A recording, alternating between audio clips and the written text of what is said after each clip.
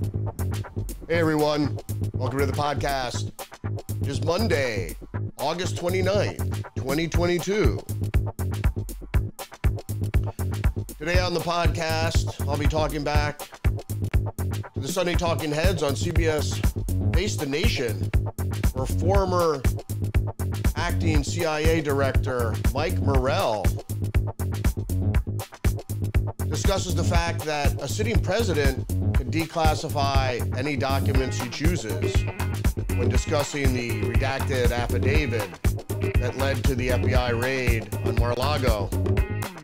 Also be checking in on Sunday morning propaganda on CBS Sunday Morning,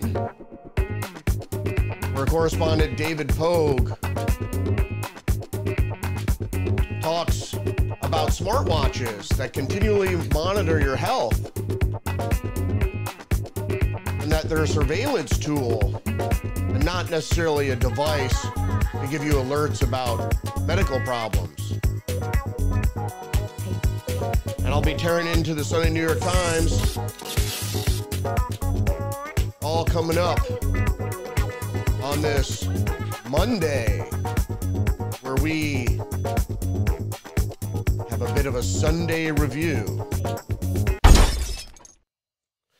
So the first story up here, as we tear into the New York Times, is the fall vaccination campaign that brings new shots, updated COVID vaccines expected soon after Labor Day, will design to thwart Omicron variants. But money to distribute them has dried up, and I'll tell you why. Here, the New York Times is also engaged in scare tactics.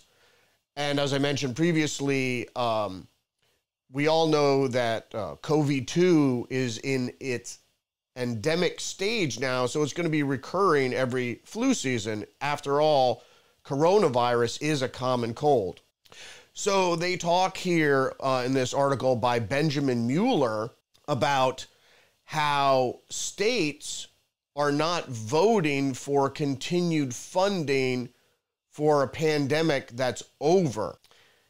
And he goes on to write, but even as the United States now prepares for a critical campaign to deliver Omicron-specific booster shots, this woman's job no longer exists. In June, her contract position was canceled because the state said funding had dried up. Well, it was a contract position, which means when the contract is up, the job is over.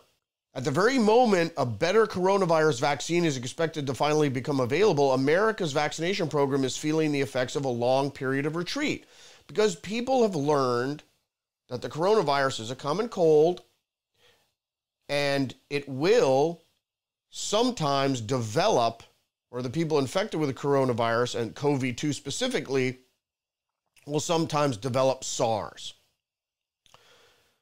So local programs, he continues to write, local programs to bring shots to the places where Americans gather, the institutions they have trusted, have folded a consequence in some cases of congressional resistance to more pandemic response spending.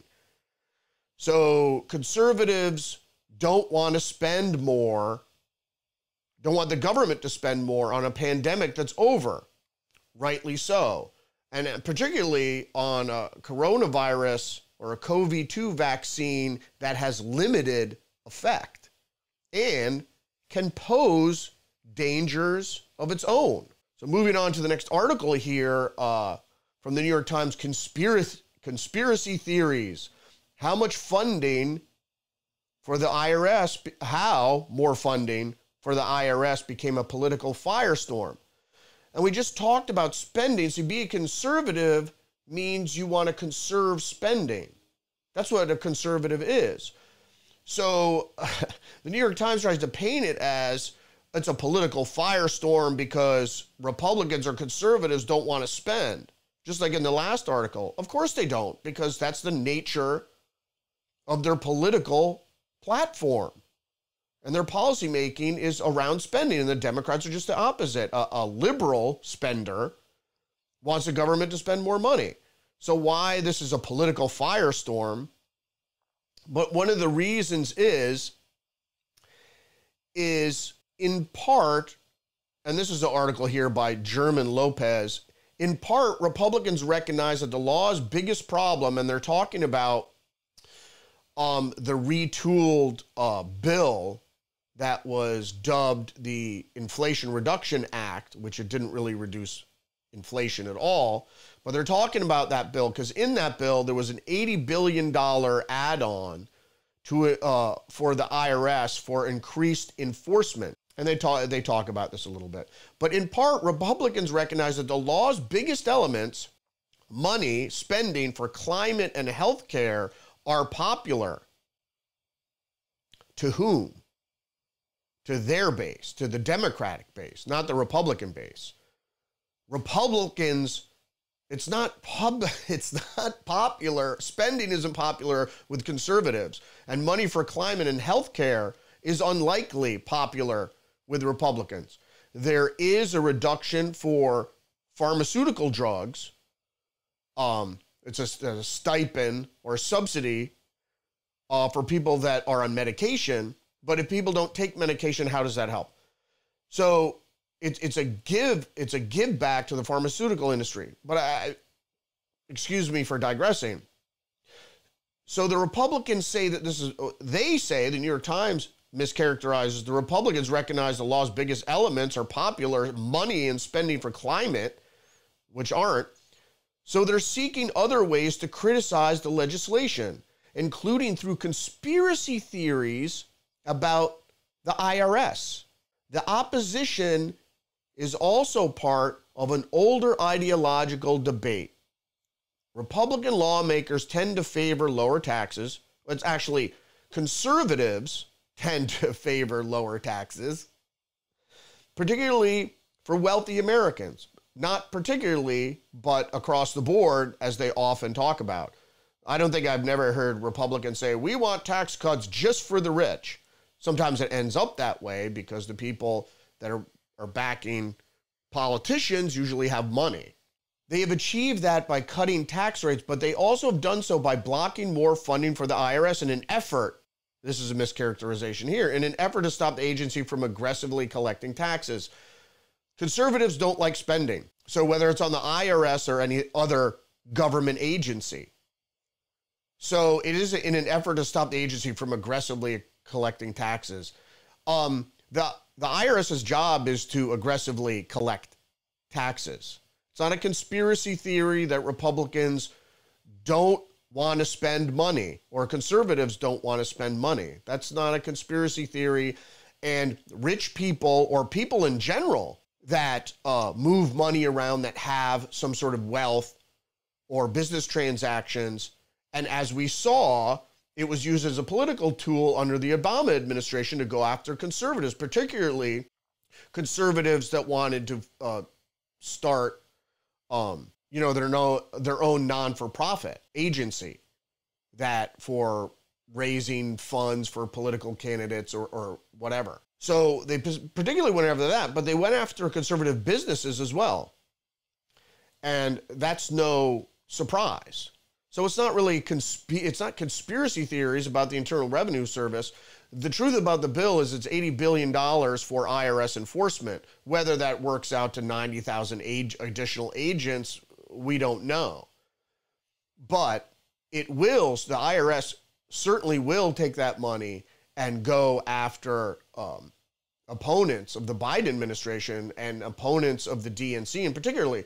And it's not just of the DNC, but the establishment Republicans as well. Because as we've seen that Mitch McConnell and the GOP, the RNC in particular, have pulled funding from MAGA candidates in an effort to lose any race for the balance of the Senate. So moving along to the racist Jamelle Bouie, Republicans would like to offer you some resentment in this opinion piece. And I'm just going to read really quickly here. It's about the student loan forgiveness thing, which is more spending, $800 billion of more spending. And it has a quote here from Mitch McConnell. Democrats, student loan socialism is a slap in the face to working Americans who sacrificed to pay their debt and made a different career choices to avoid debt. said Mitch McConnell on Twitter. A wildly unfair redistribution of wealth towards higher earning people. And basically, he says it's some resentment, and he talks about where the cutoff is, if people are making under $125,000, what have you. It's just more money thrown at a problem. The only way Democrats have at fixing problems is to spend money at it.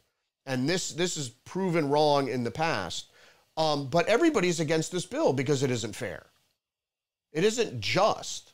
You know, the left always talks about justice. This isn't just. This isn't just. I had student loan. I paid it off. You know, if you want to fix the bill, my problem with student debt is it's unforgivable. So if it's unforgivable, that's wrong. If you have to file bankruptcy or say, hey, you know, I spent money on college to go into this career isn't paying me enough money to pay out my student debt, that's not surprising. Maybe that should be allowed. There should be stricter scrutiny, because you have to figure out, if I'm borrowing this amount of money and the job's only going to pay me, if their job's $30,000 a year, that's not enough to ever pay back that loan. Maybe you shouldn't take out that loan. But you have to do the math. People don't like math, so they never can figure it out. So I'm not going to go into Jamelle Bouie's full opinion piece. I want to get into this one. Can you tell me what happened if the FBI were investigating a Democrat? And this is a guest opinion piece by Rich Lowry. And it goes into the raid at Mar-a-Lago and that, you know, Republicans were mad about it. And but I'm just going to go down to the major element of Democratic pushback, because it is what happens if the FBI is investigating Democrats to any length. And it talks about that. It goes all the way back to the server of Hillary Clinton. And even before that, her husband, Bill Clinton, when he was investigated with a Monica Lewinsky, I guess, affair. You know, I disagree with prosecuting that at all, but if that was to try to get Bill Clinton impeached, you know, so be it. But I don't think somebody's personal, whether you have sex, you know, if the president is having sex with somebody, even if he's married, who cares? That doesn't have to do anything to do with policy. In any case, a major element of the Democratic pushback was a conspiracy theory, not a loose suggestion of a conspiracy, but the repeated explicit invocation of a vast right-wing conspiracy, in Hillary Clinton's famous words. So when her husband was prosecuted over the Monica Lewinsky affair, she used this wording. When Miss Clinton's bespoke email server as Secretary of State came under FBI scrutiny beginning in 2015, the reaction by her own party was equally harsh. It wasn't. There was no, please, they should put a quote here, Mr. Lowry, of what exactly, what scrutiny or by the reaction by the DNC did we hear about Hillary Clinton's illegal email search? It was a Dropbox for foreign intelligence that she had in her bathroom closet or wherever, and she had it in her home. Wasn't investigated. No charges were brought. Much more serious in concerns of espionage. Much more telling than this thing with Trump. But there wasn't any pushback by her own party. The probe was said to be a disproportionate at best and even sexist. When James Comey publicly disclosed that the agency was looking into newly discovered emails near the end of the presidential campaign, the Clinton campaign commenced a ferocious attack on the FBI's director. But the Democrats had good cause to complain about how Mr. Comey violated FBI guidelines and repeatedly commented on the Clinton case. This was in an election year and she was a candidate. Charges should have been brought against her. Why? Is because her staff destroyed subpoenaed evidence. That's a crime. And if, you know, that makes you lose a presidential race, so be it. But she wasn't charged with a crime. He repeatedly commented. That doesn't do anything for most of it. That's what the whole lock her up thing was about. What they don't appreciate is how Mr. Comey went from Democrat villain with his dubious handling of the email investigation to Democratic hero with his dubious handling of the Russia investigation. So it just goes to show is that the FBI shouldn't be used as a tool, and hasn't been used, or the IRS for that matter, federal agencies, been used as a tool by the Democratic Party for political gain. And it hasn't been done by the GOP. I mean, the GOP, the president of the United States lied under oath. I think that's a crime. I mean, whether, he's lying about a sexual affair, that doesn't warrant investigation to me. However, political as it may be, he was at the end of his presidency. He got impeached, what have you. It's not, and the same thing happened to Trump. That doesn't concern me. But the fact is that the FBI isn't raiding political operatives, Roger Stone, a former president, which is unprecedented. Jailing, convicting, going on fishing expeditions, manufacturing evidence to get Donald Trump. I mean, all this has happened in the last 6 years, 5 years. Unprecedented. So the last article I'm going to get to here is a news analysis by Jim Tankersley. Biden's big dreams meet the limits of imperfect tools. The student loan plan is the latest example of Democrats practicing the art of the possible on the nation's most pressing economic challenges, ending up with risky patchwork of solutions. I don't even know what that means. They're talking about this student loan forgiveness again. That downside is a direct consequence of Mr. Biden's decision to use executive action for this bill. Executive action to put this law into effect, the debt forgiveness. It's Congress that handles the purse string. So any subsidies like this, or money givebacks, or whatever you want to call it, debt forgiveness, that should be handled by Congress. And even some Democrats are saying that, this isn't something for the president to do. Mr. Biden's decision to use executive action to erase some or all of student debt of individuals earning less than $125,000, which is everybody. Who the hell makes $125,000 a year? Not a lot of people. After failing to push debt forgiveness through Congress, experts warn that schools could easily game the new structure Mr. Biden has created for higher education financing, cranking up prices and encouraging students to load up on debt with the expectation that they'll never need to pay it back. Absolutely. And also in this, before we get to CBS News here, I want to go back a little bit to the Jamelle Bouie, because he refers to Tanker's article. But what Jamelle Bouie does is he says here that, of course, people that don't make a lot of money are available for free money from the government, like Pell Grants and stuff like that. But he writes here, as my newsroom colleague Jim Tankersley notes, the people eligible for debt relief are disproportionately young and black, and they are concentrated in the middle band of America by income, defined as households earning between $51,000 and $82,000 a year. Again, and this is why Jamelle Bouie is racist. This has nothing to do with race. There's no race in the bill. There's no... and she's referring to, if you try to stop this, you're racist because it helps mostly black people. If you are underserved, if your family doesn't have wealth and you're in underserved communities and you qualify, you can get guaranteed student loans, certainly, but you can also get grants and funding for your education. And if you work hard, you could even get scholarships. There's nothing in the executive action or any sort of reference to people of color, and Jamelle Bouie wants us to think about as race. It's not. It's people making under $125,000, and it's really not fair. Like I said previously, I don't think that I don't think you should not be able to get debt forgiveness through bankruptcy. If you're poor, the extenuating circumstance where you can't pay back the loan, I think it should be looked on a case-by-case basis.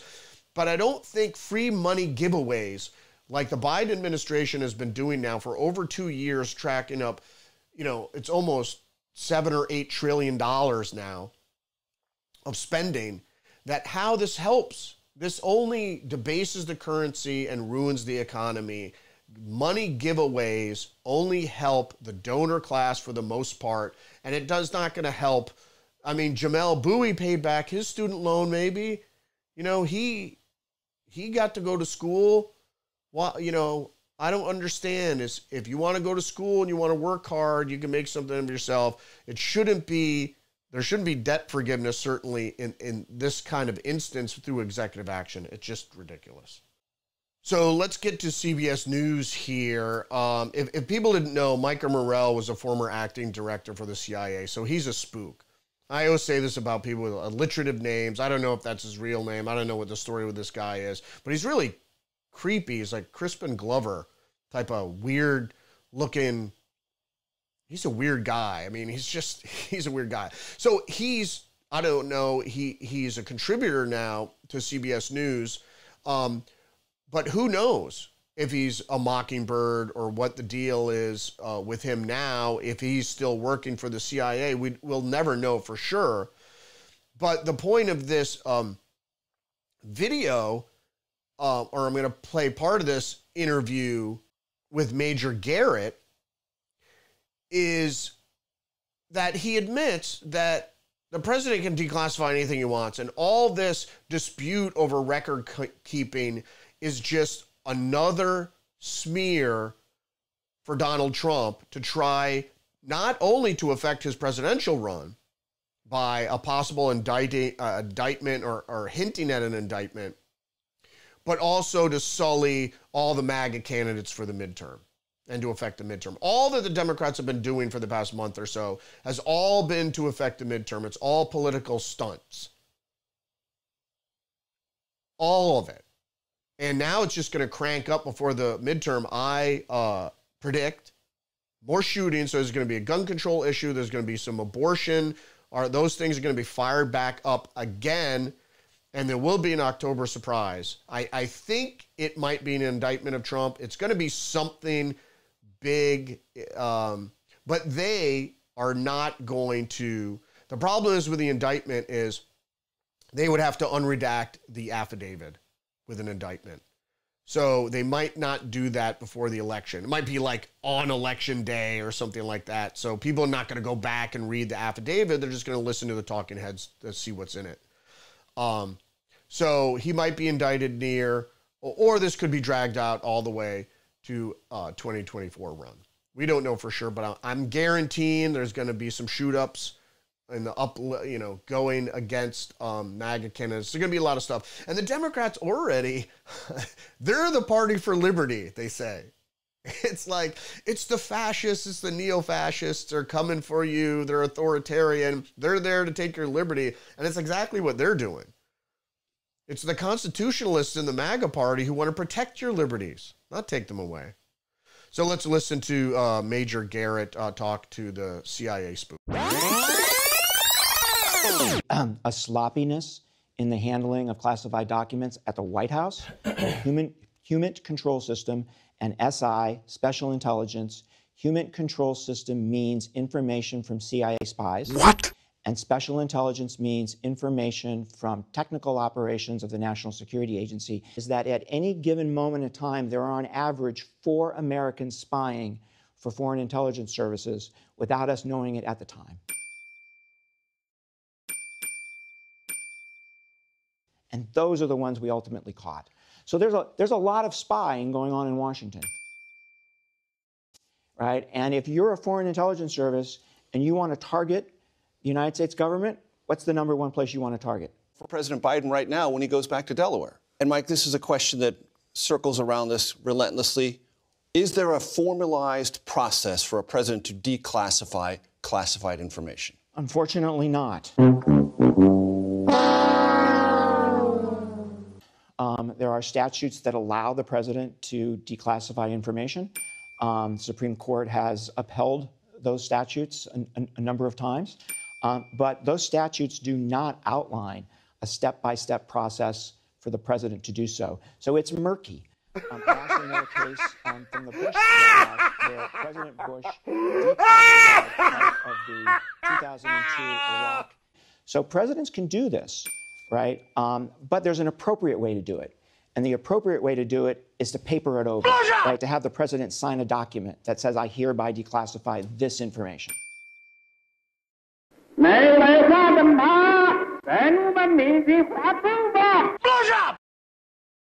Yeah. The Bidens it's Hunter Biden that's compromised. So there is spying going on. The Bidens are compromised. Eric Swalwell slept with a Chinese spy. And Dianne Feinstein, who's still a senator for California, her driver for 20 years was a Chinese spy. So who's getting spied on, Mike Morell? Who are the 4 people that are being spied on? Who's being spied on as we speak? Who's in the White House? Joe Biden. What kind of spying is going on here? What about not even to get into the Pakistani tech guys and Susan, whatever her name is, Wasserman Schultz down there. All right, and then I'm going to leave you with the Fitbit thing. Is if anybody has a device that takes your body, your health data, your body vitals, and beams them up to the internet, they're spying on your biometric state. And they're monitoring you, and then they pair that up with what kind of stimuli is in front of your face, so they match that up, your biometrics, with what you're looking at. And then they have a clear picture of how you react to things. Very, very scary, but people don't want to hear about that. So let's go to David Pogue. These smartwatches from companies like Fitbit and Apple are teeming with tiny sensors that display their findings on your smartphone. But the most life-changing talent of the latest smartwatches is brand new. They can give you early warning of medical problems. In a Fitbit study involving 100,000 people, those metabolic changes predicted COVID 3 days before any symptoms appeared. University of Cambridge professor Gina Neff is the co-author of a book about self-tracking, but she does worry about who gets to see our medical data. Imagine devices that are being used in warehouses to determine if someone is moving fast enough.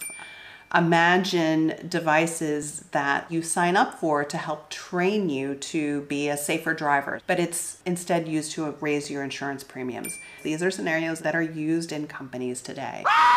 Yeah, and as you see, that's the reality of using health trackers. It's really scary because they said, oh, it just goes to your phone. Anything that's connected to the internet, including your phone, which is always connected to the internet, is vulnerable for hacking, or you don't know exactly what's being beamed out of your phone, who's monitoring that. But if you are on the internet, your history, your personality, everything about you is being curated into a specific file. Now, no human is monitoring that file, but it is being built. So at any time, if they want to go back into your internet history, and some people have been on the internet since they were 3 years old, your entire internet history and who you are is in a specific file. Now, you might doubt that, but I would never take the chance. All right, so for me, Reuters Revelation. I will be back tomorrow. I post around 11 a.m. Eastern Standard Time in the U.S. So, like, subscribe. Follow me on social media, Getter Minds, Facebook, Twitter. And I'll see you tomorrow.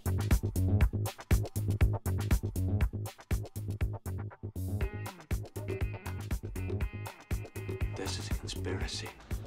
That's what this is.